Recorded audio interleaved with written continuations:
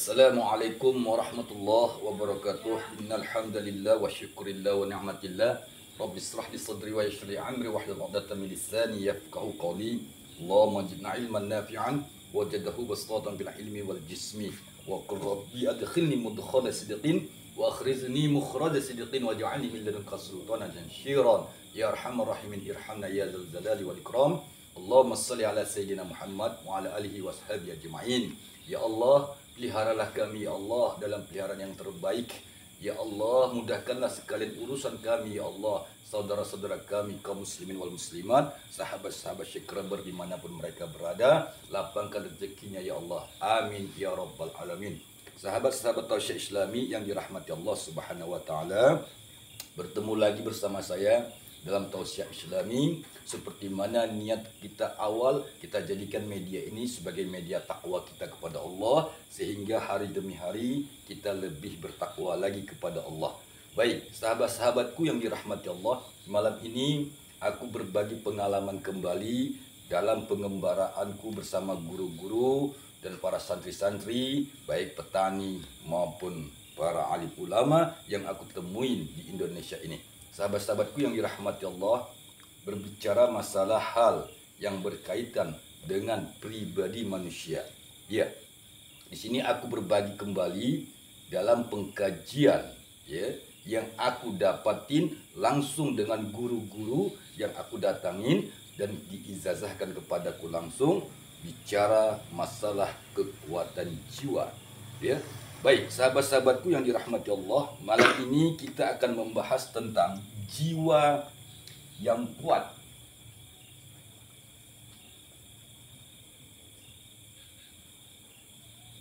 Dalam hal ini sahabat-sahabatku yang dirahmati Allah, sebelum kita membahas tentang jiwa, sebaiknya sahabat-sahabatku pahami dulu apa itu jiwa. Jiwa ini diambil dalam bahasa Indonesia, ya, bahasa Sanskertanya adalah jiva. Nah, sahabat-sahabatku, kita kembali kepada Al-Quran. Ya, makna kata jiwa jiva itu disebut dia dengan nafs. Nafs. Ya, nafs, makna nafs adalah jiwa. Sahabat-sahabatku yang dirahmati Allah, kita tidak membahas secara spesifik jiwa itu apa ini, tapi yang akan saya bagikan kepada sahabat-sahabatku masalah kekuatan jiwa itu, ini yang akan kita bahas. Baik, saudara-saudaraku kaum muslimin rahimakumullah, nafs ya sama dengan jiwa. Nah, di dalam nafs, di dalam jiwa itu, sahabat-sahabatku yang dirahmati Allah, Allah memberikan 3 kekuatan. Sekali lagi, milikilah 3 kekuatan. 3 kekuatan. Ya, 3 kekuatan yang ada di dalam jiwa setiap diri pribadi pasti punya 3 kekuatan ini. Inilah yang akan kubagikan kepada sahabatku rahasianya. Ya, kekuatan pertama yaitu adalah kekuatan malaikat. Apa? Malaikat. Malaikat Allah. Inilah kekuatan pertama. Sudah. Sedangkan kekuatan yang kedua ya adalah kekuatan daripada jin. Kekuatan bangsa jin. Nah, ini. Dan kekuatan yang ketiga adalah kekuatan syaitan. Bangsa syaitan atau iblis. Nah, ini sahabat-sahabatku yang akan kubagikan rahasianya kepada sahabat-sahabatku. Ya, jiwa manusia itu memiliki 3 kekuatan. Hadis. Sudah. Setiap diri pribadi memiliki 3 pasukan di dalam jiwanya. Paham ya? Nah, oleh karena itu berbahagialah orang yang mengenal jiwanya. Sampai-sampai di seluruh dunia ada membangun rumah sakit jiwa. Kenapa dibangun rumah sakit jiwa? Karena gagal paham. Itu penyebab pertama, orang kena gangguan sakit jiwa karena gagal paham. Sekali lagi, bila kita memahami jiwa, nafs, diri pribadi masing-masing, maka kita pahamlah bahwasanya Allah mentakdirkan di dalam jiwa setiap manusia itu memiliki 3 kekuatan. Ya, satu kekuatan malaikat, ya, kedua kekuatan bangsa jin, dan yang ketiga kekuatan syaitan. Nah, sahabat-sahabatku yang dirahmati Allah, 3 pasukan ini, Kopassus, ya, komando pasukan khusus ini berusaha merebut jiwamu. Nah, seperti itu dia, paham ya?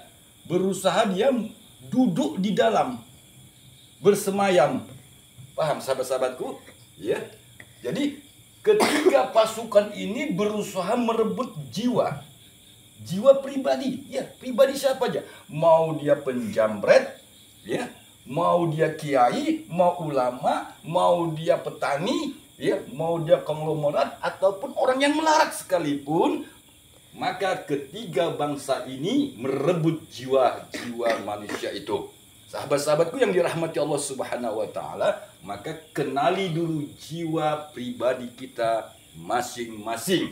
Siapakah yang menduduki jiwa pribadi masing-masing? Itulah jawabannya ada pada diri tiap-tiap masing-masing sahabat-sahabatku yang dirahmati Allah Subhanahu wa taala. Apabila malaikat Allah duduk di dalam jiwamu, maka diri pribadi itu akan memiliki jiwa-jiwa yang mutmainnah. Itulah dia, jiwa-jiwa yang mutmainnah. Ini apabila jiwa itu dikuasai oleh para malaikat. Nah, ini dia sahabat-sahabatku yang dirahmati Allah.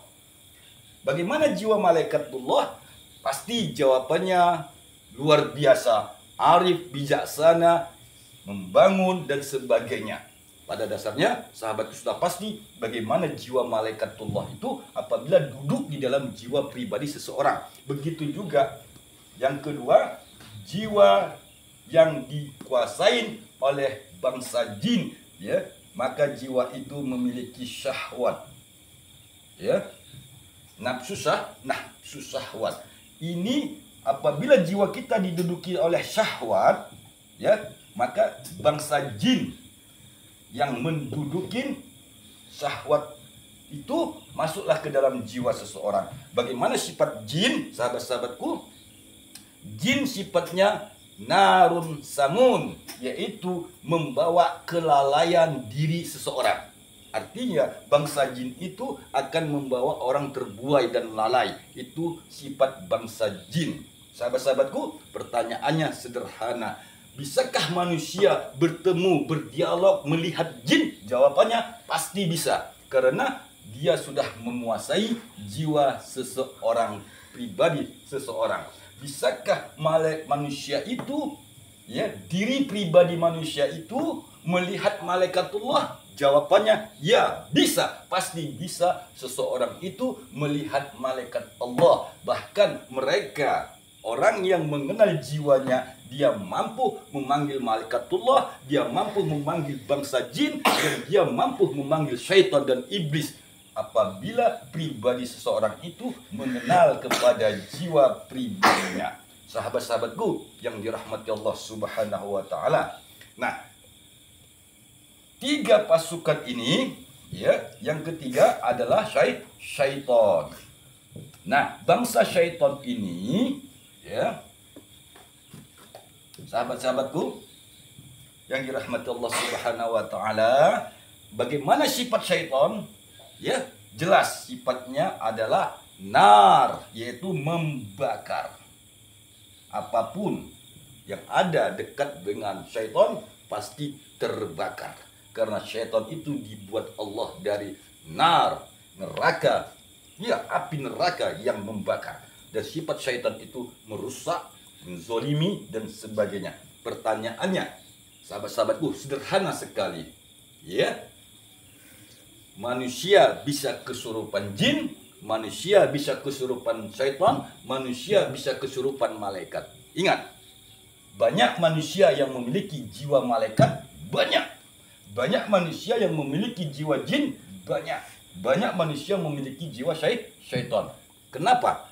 Karena nafs, sekali lagi, jiwa itu diciptakan Allah asal usulnya dari 3 pasukan ini.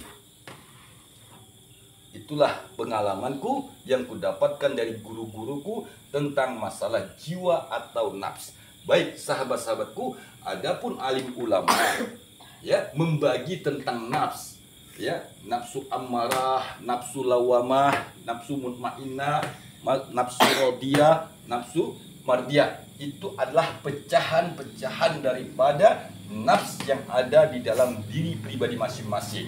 Ini adalah garis besarnya.